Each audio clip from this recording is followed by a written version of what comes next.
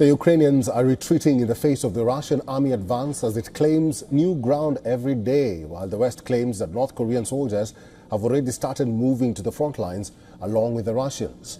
Kiev is staring at an acute shortage of manpower. Here's a report.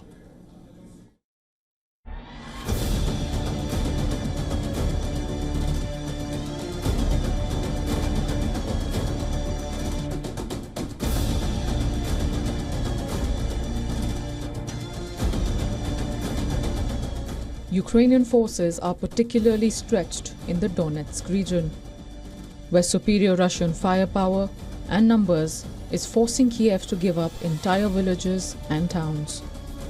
The fiercest clashes are taking place in Kurakov and Pokrovsk areas, where Ukrainian troops are resorting to desperate measures to halt Russian advance.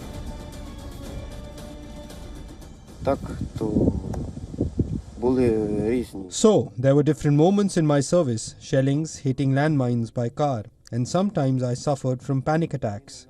It was really difficult to go on a combat mission. The relentless shelling of Sumy and Chernihiv regions underscores the intensity of Moscow's assault. President Zelensky has been appealing to the US for more weapons and support to bolster Ukraine's defenses, but he faces an immediate crisis: finding enough soldiers to hold the line. With nearly all willing recruits already enlisted, Ukraine's recruitment efforts are faltering as eligible men are increasingly evading the draft by hiding or fleeing the country. Kiev has intensified its search for new troops, conducting spot checks at high-profile venues, from concerts to popular cafes, underscoring the rising urgency of Ukraine's manpower needs. Meanwhile, resentment is building up among the battle-weary soldiers who have served on the front lines for nearly 3 years, only to watch others escape military service. Ukraine recently lowered the draft age to 25. It also introduced harsher penalties for draft torture, briefly boosting enlistment. The numbers, though, have waned since then. As the war enters its third year, Kiev confronts mounting pressure to share the burden of defense evenly and avert a crisis of morale within its ranks. Bureau Report, WION World is One.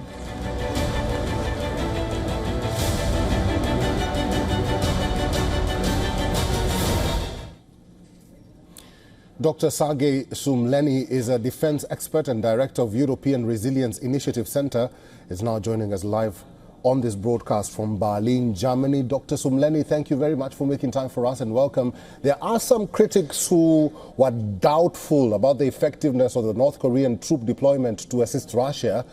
Would you say it is working out in Russia's favor against their aggression on Ukraine? First of all, thank you for having invited me today. And it is not about that North Korean troops will be a silver bullet and provide Russia with some significant increase of their power. It's about that Russia taps on different sources. It's not only North Korean troops. Previously, Russia massively hired mercenaries from the Nepal, from some African countries, from Middle East.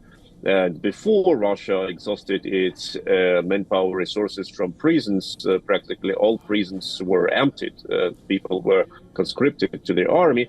So Russia taps on different sources and sends these troops to Ukraine, because Russia's strategy is to overwhelm Ukrainian defenses with a lot of cheap manpower. Russia doesn't care about its losses. Currently, Russian losses exceeding 1,500 soldiers a day. And they don't care. And of course, for Russia as a super colonial power, it's imperialistic and colonial power, as we know from the 19th century. They don't care about foreign soldiers like North Koreans or people from Middle East or from Africa who will die there because there are enough of them and they cost Russia nothing. That is Russia's strategy. Dr. Sumleny, but we are reporting that Ukrainian troops are retreating. Does that mean that this deployment of North Korean troops or African troops, as you mentioned there, is working? Yes, of course it is working in the sense that Russia creates additional pressure on the Ukrainian army on certain parts of the front. But once again, the only thing what Russia needs to have much more troops in a certain area of the front than the Ukrainians have. And the Ukrainian army is quite different compared to Russian one. Ukraine is a democracy. Ukraine cannot just throw people without end to the death. Ukraine cannot also bring people from abroad in this imperialistic colonial manner. So Ukraine must keep their army intact. And once again, as you have mentioned in your report, Ukraine suffers problems with conscription. Because Ukraine is a democracy, they cannot just put people into the camp for 20 years like Russia does. They cannot just grab everyone and send them to the front. And Ukrainian society, which was pretty motivated in early 23, is now demotivated to fight because they know Ukraine is lacking weapons. Ukraine is lacking ammunition. And you cannot motivate people to fight when they know that they will have no equipment because the West doesn't send to Ukraine what the West has promised. So it is some sort of a dead end which needs to be solved either by new equipment sent to Ukraine or by cutting the supply of fresh troops to Russia.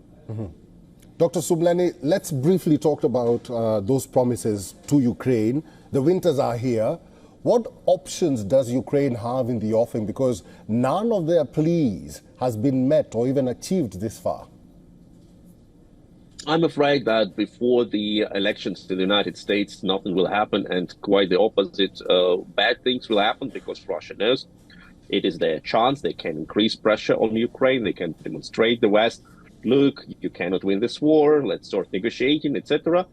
And here, one important moment. Russia itself is in a very vulnerable and weak position. Ukraine hits Russian infrastructure. Ukraine kills now more Russian soldiers than ever before, up to 1,600 a day. And we know that autocracies used to hide their weaknesses much better than democracies, and Russia is hiding their weaknesses. But we don't know how weak Russia is indeed. And I believe that Russia is reaching the limits of its military expansion. So we must help Ukraine now, before the US elections, ideally, to break this circle. All right, I've been talking to Dr. Sergei Sumleni. He's a defense expert and also director of European Resilience Initiative Center. Dr. Sumleni, thank you for your time and for talking to us today. Thank you so much for the invitation. For all the latest news, download the WION app and subscribe to our YouTube channel.